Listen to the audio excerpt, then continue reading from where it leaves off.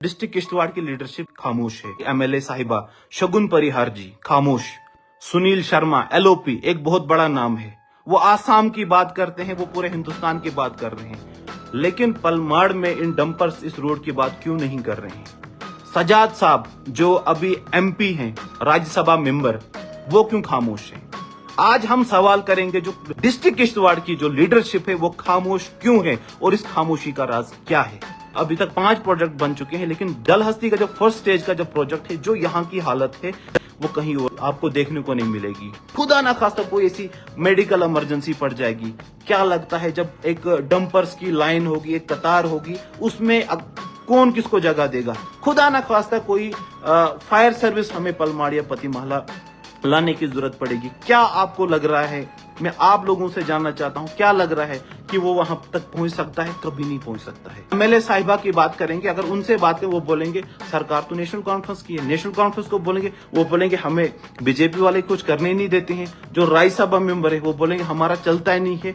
लेकिन ये इसका सोल्यूशन नहीं है, आप लोगों को जवाब देना पड़ेगा, क्योंकि आज हमारी जिंदगी के रिलेटेड बात हो रही है। आज हम जो लोग डेली चल रहे हैं, हमारी जिंदगी रिस्क पर बन चुकी है। हम जो आज आपके घर में जो छोटा बच्चा है, कल दिन के लिए 10 साल 15 साल के बाद आपसे सवाल पूछेगा, वो बताएगा कि जब मैं छोटा था ये प्रॉब्लम यहाँ पे चल रही थी, इसका सोल्यूशन आप लोगों ने क्यों नहीं निकाला? उस टाइम आपको जवाब देना पड़ेगा।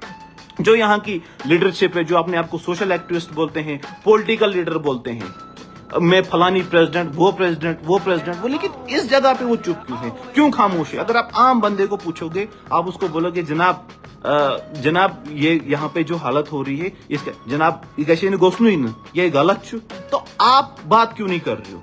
और कल दिन के लिए आपसे सवाल होगा कि अगर आप अपने आप को खड़पेंच बोलते थे, सरपंच बोलते थे, पॉलिटिकल लीडर बोलते थे, सोशल एक्टिविस्ट बोलते थे, लेकिन आपसे सवाल होगा कि इस काम के लिए आपका कंट्रीब्यूशन क्या रहा है?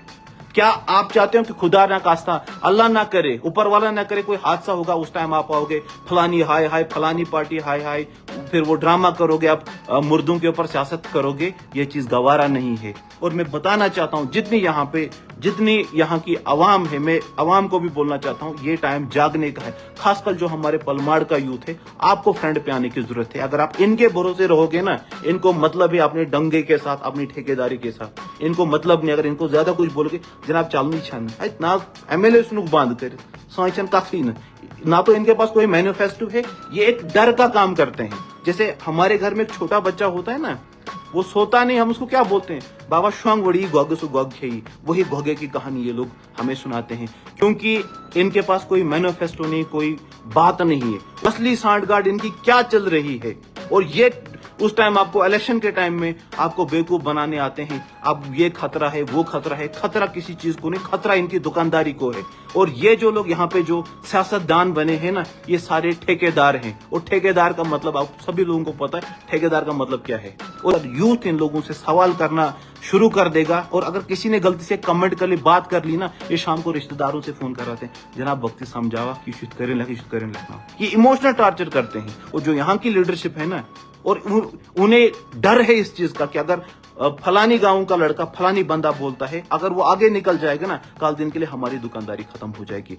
कसम खुदा की इन लोगों को, आप लोगों की कोई टेंशन नहीं। इन्हें टेंशन सिर्फ एक चीज की है, अपनी दुकानदारी की। जो इतने सालों से ये चीज कर रहे हैं, जो ये चीजें ये कर रहे हैं, और ये हमेशा आवाम को बेवकूफ बनाते रहते हैं।